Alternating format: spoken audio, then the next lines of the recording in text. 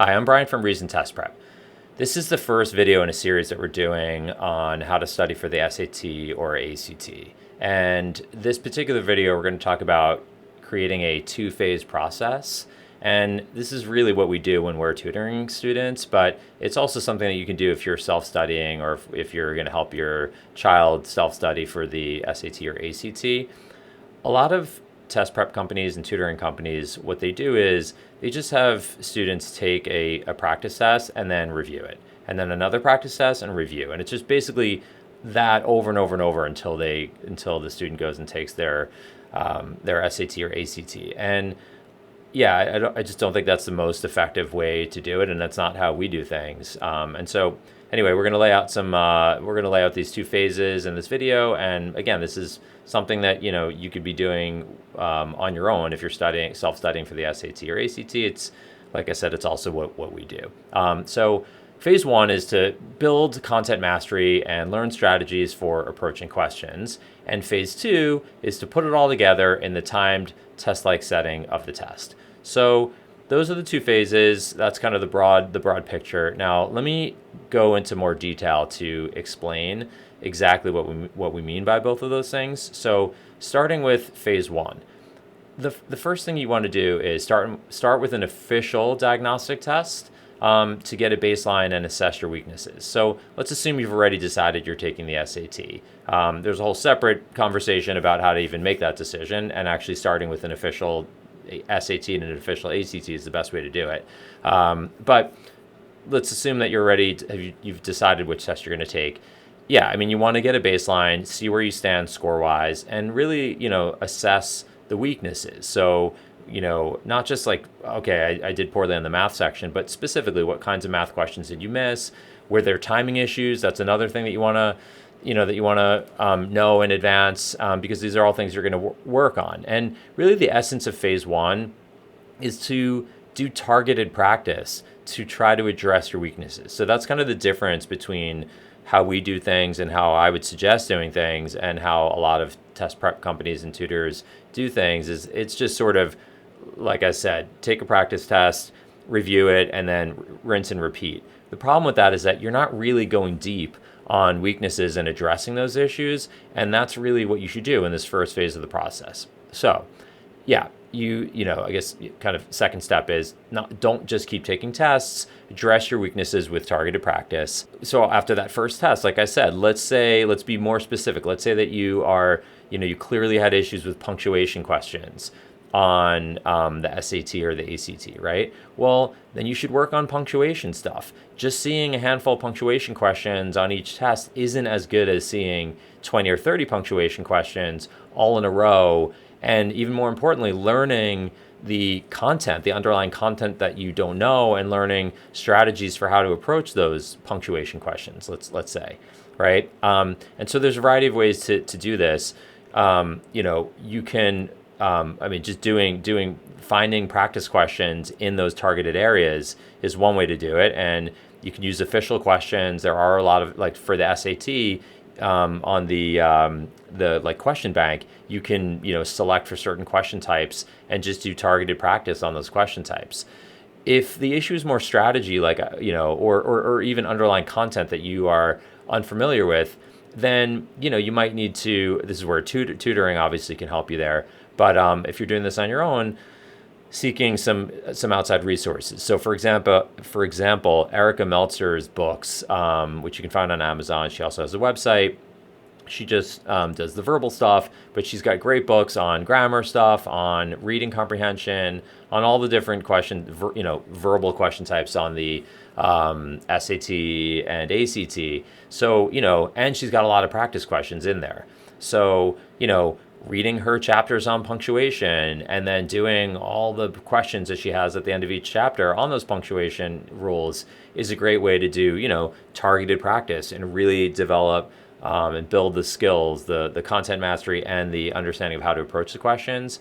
So that's what you want to do once you've assessed your weaknesses, is really make a deep dive into each of these things. Now, you do want to periodically take sections or full tests, even untimed, perhaps, to diagnose further weaknesses. So we're not saying that you should, not be taking any practice tests at all.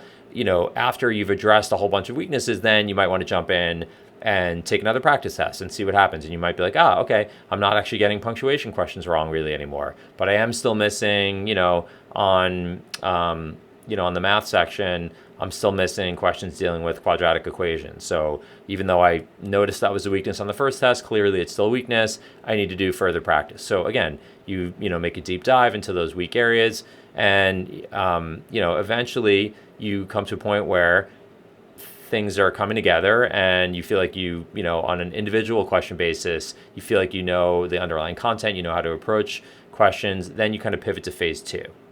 So phase 2 is where you really put it all together, and try to make it applicable to the test-like setting that you're going to actually be facing on the SAT or the ACT. So the most important part of that is timing. And I guess I didn't fully explain when I said untimed in phase 1. You can do sections of tests. Let's say your only weakness is really the ACT English section. You could do that untimed. In fact, you could do parts of the section. You don't even have to do the full section. You could do a couple of passages out of it to assess whether you've addressed the weaknesses, and do it in an untimed setting so that it's not the timing that's really getting you. You're really determining whether you actually understand how to approach these questions or not. So, but that all changes in phase 2, because obviously you need to be ready to take the test, on its own terms. And so, in phase 2, again, you need to start working on timing. And, the best way to do that is to do, sections timed and then full tests timed. You don't have to start with full tests. You could start with individual sections. And one thing that we do here is we often have people do the sections like timed up, I guess, like stopwatch style, so you just start the stopwatch and you have some sense for how much time you should be spending on the section.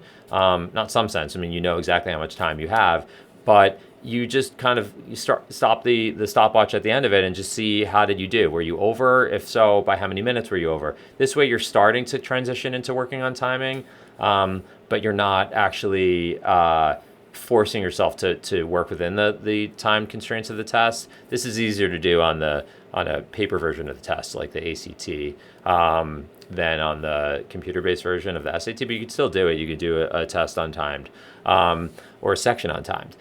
So anyway, you then sort of progress to taking full tests, and ideally official ones if you can, because the unofficial tests that are out there, while it's sometimes useful to use them, there are limits to how many official tests there are. The official ones are going to give you a much better understanding of what your weaknesses are, and also just kind of where you're scoring. The scoring will be more accurate. So anyway, you graduate from doing these individual sections, and doing them kind of stopwatch style, or actually, timer style, to full test timed. And again, you're going to use those practice tests to address further weaknesses and to guide further practice. Let's say you have a month left until your test. Maybe you're going to take a test a week or 2 tests a week. And, part of it is just getting used to timing, getting used to the feel of doing the test, in the real setting. Let's say for the SAT, doing it on the Blue Book app and doing it in the computer-based setting of the test, as opposed to doing individual questions separately. So you want that practice, but you do also want to address whatever weaknesses you have, right? And again, this is what we do as tutors. So clearly still, we thought punctuation was addressed, but now it's clear you're still missing some punctuation questions. So you're not only doing practice tests, you should still kind of branch off and do some targeted practice if you notice that there are weaknesses. And if timing is a weakness, then you need to work on timing. That's something we'll talk about in a separate video. And then obviously all of that leads into taking the actual SAT or ACT. And, hopefully you get your score. Frankly, most people don't on the first try. So the first try is just kind of one more step usually for most people. And then typically at that point, you're kind of back, you're circling back into phase 2, where you're doing time practice and practice tests, and addressing weaknesses, whatever that might be there, doing some targeted practice to address those weaknesses, and then more practice tests, and then that leads up to, hopefully your final try on the SAT or ACT.